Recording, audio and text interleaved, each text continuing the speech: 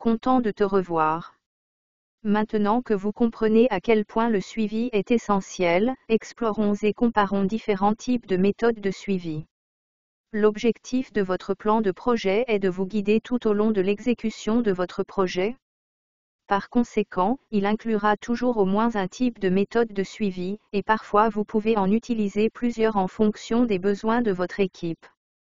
Les méthodes de suivi dont nous allons parler dans cette vidéo sont un diagramme de Gantt, une feuille de route et un graphique Burn-Down.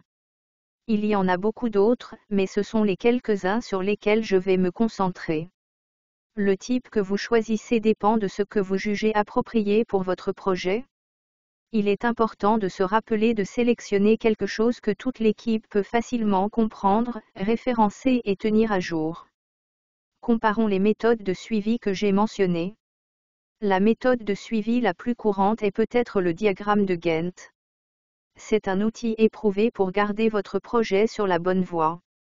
Un diagramme de Gantt mesure les tâches en fonction du temps et inclut des informations utiles, telles que qui sera propriétaire de chaque tâche et quel devrait être l'ordre des tâches.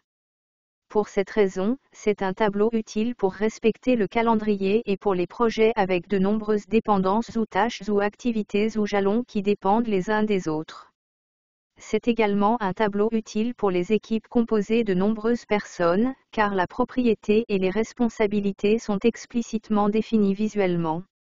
Au fur et à mesure que vous suivez et avancez séquentiellement dans le temps, cela commence à ressembler à une cascade, c'est pourquoi les diagrammes de Gantt sont couramment utilisés dans la gestion de projets waterfall. Chaque tâche est représentée par une barre de progression horizontale, et la longueur de la barre dépend du temps alloué à la tâche.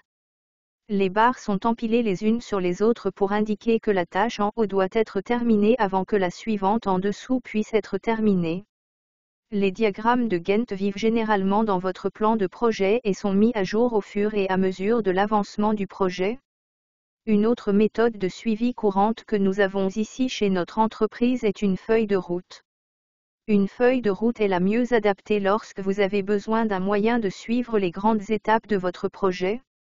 C'est utile pour illustrer comment un projet doit évoluer au fil du temps vers une équipe et des parties prenantes clés. Voici un exemple, une feuille de route peut énumérer les objectifs de votre projet en haut et une description de l'approche que nous adopterons pour atteindre ces objectifs. Dans cet exemple, les objectifs sont d'augmenter les ventes en ligne entre entreprises et consommateurs de 20% d'une année sur l'autre et d'augmenter les ventes de vacances aux clients existants de 8% par rapport à l'année dernière.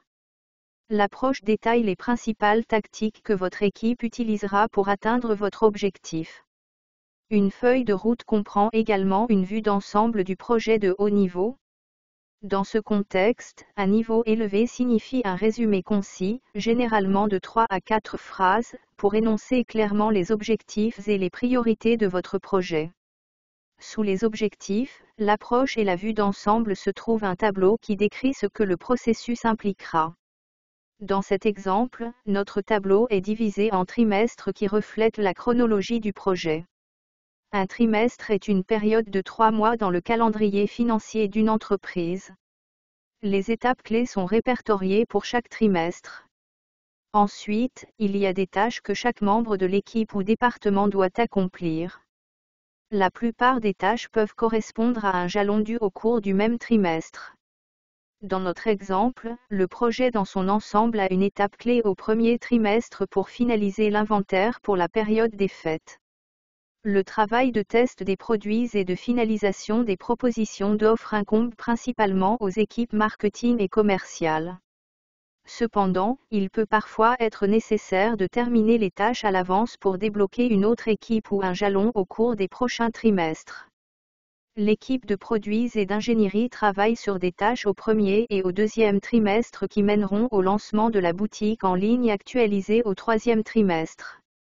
Afin d'atteindre ce jalon, chaque service doit accomplir des tâches spécifiques, et la feuille de route suit les progrès individuels et du projet vers les jalons. Enfin, il y a le burn-down chart, la plus granulaire des 3 méthodes de suivi. Un burn-down chart mesure le temps par rapport à la quantité de travail effectué et à la quantité de travail restant. Leurs principales utilisations sont de maintenir l'équipe de projet au courant des dates d'achèvement ciblées et de tenir l'équipe au courant de la dérive de la portée au fur et à mesure qu'elle se produit.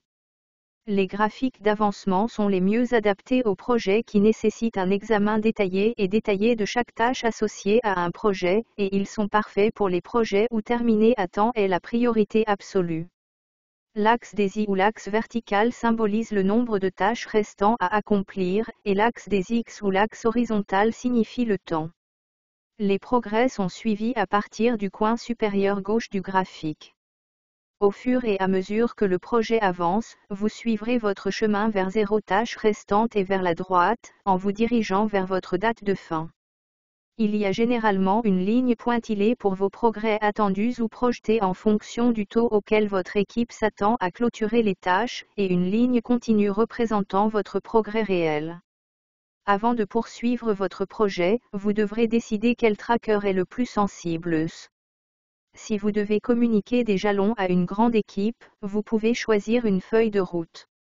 Si vous avez un projet avec plusieurs dépendances, vous pouvez choisir un diagramme de Gantt.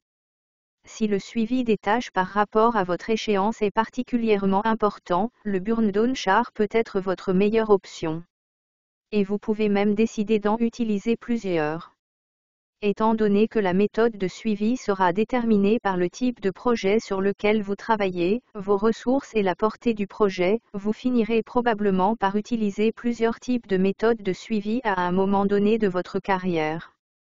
Pendant mon séjour chez notre entreprise, j'ai régulièrement combiné des méthodes et utilisé quelques types différents ensemble. Par exemple, utiliser un diagramme de Gantt pour définir l'étendue du travail au début d'un projet, puis passer à un diagramme d'avancement dans les semaines précédant un lancement pour s'assurer que nous sommes prêts à partir. Vous en savez maintenant un peu plus sur les différents types de méthodes de suivi, notamment une feuille de route, un diagramme de Gantt et un graphique burn-down. La prochaine étape, nous nous concentrerons sur la compréhension de l'amélioration continue et de l'amélioration des processus.